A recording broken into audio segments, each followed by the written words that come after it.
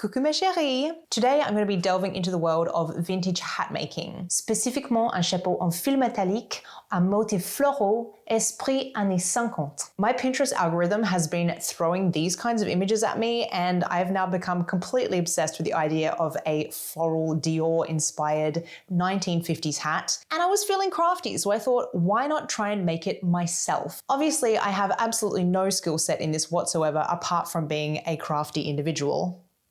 So a lot of the techniques I have used from a variety of really wonderful tutorials here on YouTube that I will make sure to link down in the description. So if you're interested in vintage hat making and are thinking of dabbling in it yourself, venez avec moi tenter l'aventure de la création de chapeaux.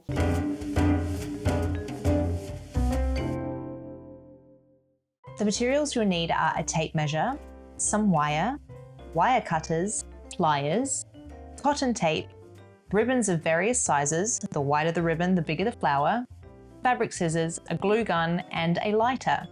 Having one with boobs on it is optional. I started by measuring my head and cutting the wire slightly longer, about 3 to 4 centimeters more, then twisted the ends together to make a circular shape. I flattened the wire as best I could to get a perfect circle, then created a smaller circle about 3 centimeters inside the bigger one.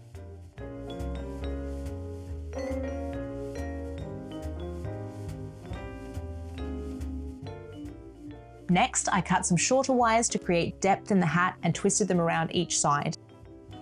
I attached these shorter wires to both circles, leaving about 3 centimeters of space, and did this at 5 points around the frame, creating a shape almost like a champagne cap, or the cage of a champagne bottle.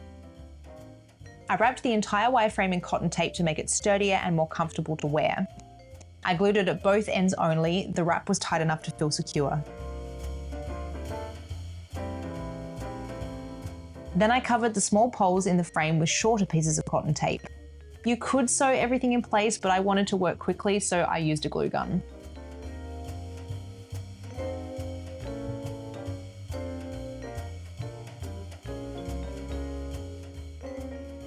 I then started making ribbon flowers using a couple of different techniques. The first uses a long piece of ribbon that you stack onto a needle.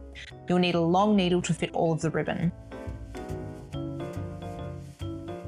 You'll then notice I burn the ribbon as I go. This prevents fraying and lets the ribbon stick together, which comes in handy for other flower techniques that I use later on.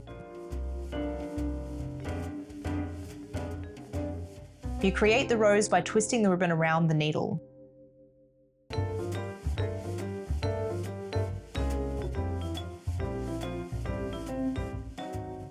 Once the ribbon is stacked, I pull the whole piece off the needle, threading it through the layers to keep the flower together. Then burn the end so it can't slip out. And that's it, your small rose is complete. This was definitely the easiest technique, though it's also the least tidy. It's fine for small details, but later I'll show you a method that looks much more impressive. I then decided to try another technique, one that I found works well for making leaves. I thought they were very cute and pretty, and I used organza ribbon for this. It was much slipperier than standard satin ribbon, but it turned out really beautiful, so I persevered. For this one, you fold the ribbon into a triangle shape and thread a needle through the bottom to gather it. Then use a lighter to melt the ends together. I've linked all the original tutorials below, credit where it's due, as these ideas aren't mine. The original tutorials show the steps much more clearly since I had to cut a lot out due to experimenting along the way.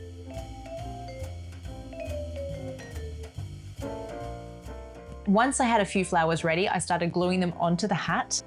I wasn't sure how many I would need, so I began by just evenly distributing the flowers I had made to see how it looked. I imagined placing bigger roses in between.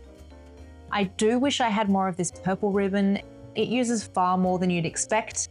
I ended up having to order more, which turned what could have been a 2-day project into a multi-day one.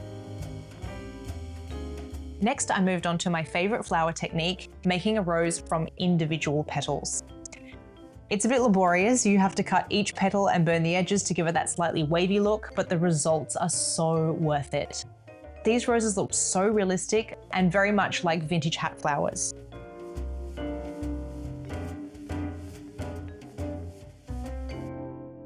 The tutorial is linked below. It is easy to follow, but finicky, and it takes some practice to get the technique right. But once you get into the flow, you can make them really quickly. I started with the very center of the rose, making 2 layers to create that closed bud-like shape. From there, you can make small roses that are just opening or add more layers for bigger blooms. For each layer, you add 1 extra petal, 2 triangle pieces for the center, then 3 petals, then 4 petals, then 5 petals, etc. for the outer layers. You can go even bigger, but I stopped at 5.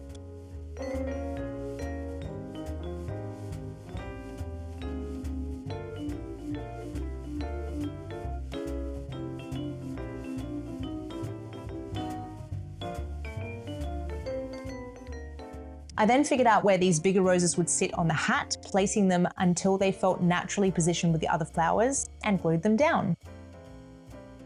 The roses used 4 centimeter wide ribbon, while green ribbon for the leaves was 2 centimeters wide. I twisted the green ribbon to mimic the little shapes you see on rosebuds as they start to open. I attached these buds to wire and wrapped them with ribbon, placing them between the larger roses. I wasn't sure how it would look at first, but I love this detail. It breaks up the larger blooms, adding texture and variation so the hat isn't too uniform.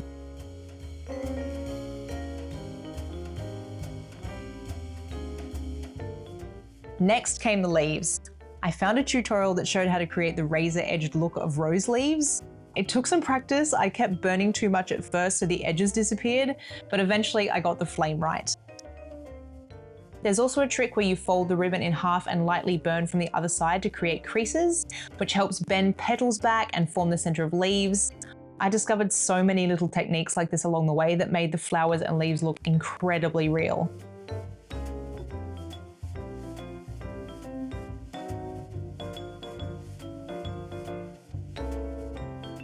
Finally, I added combs to hold the hat in place. In hindsight, elastic might have worked better since the round shape made the combs a bit tricky to secure. But here is the final look. I am so happy with it. The shape feels very vintage, and on my head it looks perfectly 50s, especially paired with a chic chignon and placed at the front of my head.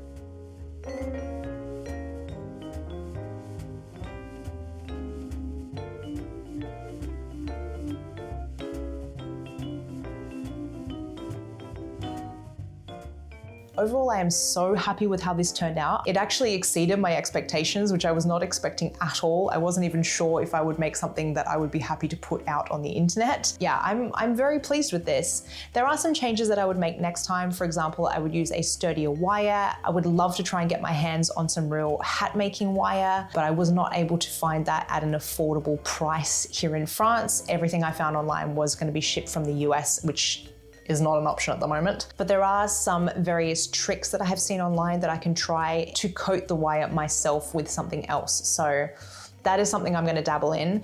And something I would really like to do that I think will give the hat a little bit more of a vintage flair and make it look a bit less like a flower crown is some netting or some veiling. I did actually order this with the intention of adding it to this hat, but it still hasn't arrived in the mail yet. It's coming at the end of the month and I wanted to get this video out. But I am imagining something a bit like this, where the veil comes all the way around the hat and over the face so that it's almost like a brim.